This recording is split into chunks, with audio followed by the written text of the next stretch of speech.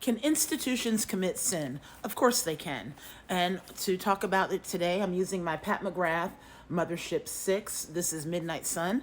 This is Angela Parker, aka Boozy Bible Scholar, and I'm doing scripture through Womanist Eyes. I'm starting with this taupe shade right here in Pat McGrath. And what made me think about this is the executive order restoring truth and sanity to institutions. And in this executive order, the current administration is going to the museums and going to review the exhibits that the museums have. And for those of you who have ever been to the National African American Museum in the Washington, D.C. area, you will know that that museum has exhibits that are pertaining to the struggles of African Americans from the beginning of landing in the colonies at 1619 being the time that Africans first arrived in chattel slavery. So now I'm going into this red shade, and after you get into the African American Museum, you notice that there are floors that begin with chattel slavery, and as the floors go up, you can see the progress of history all throughout that takes you from chattel slavery to Civil War to emancipation to Reconstruction to the Jim Crow era to then the Civil Rights era and Black Power movement.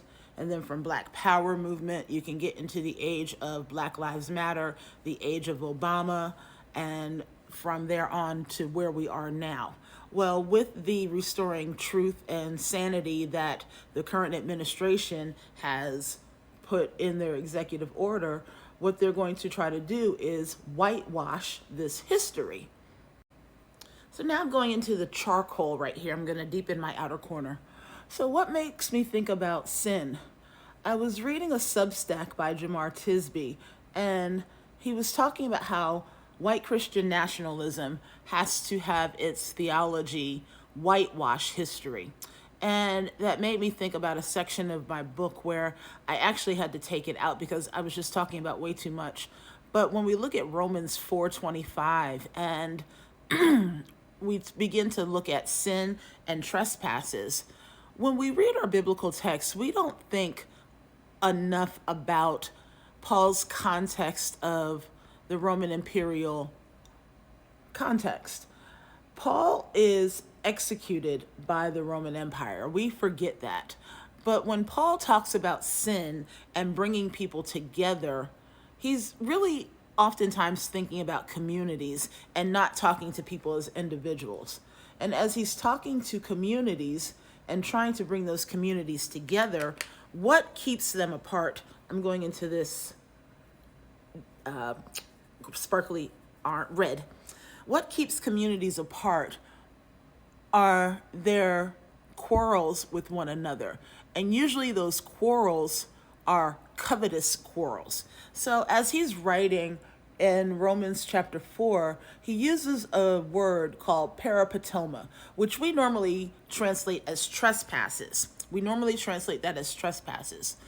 But when you go and look at it in outside Greek, you see that the parapatoma gives a connotation of an institution. Now I'm going into this other shade, another sparkly.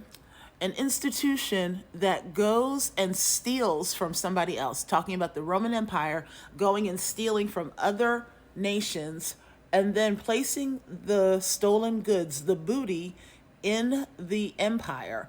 And when other nations see the booty placed in, they become jealous. And so when we get in our text, thou shalt not covet, it's going back to, Paul's linking it back to that idea.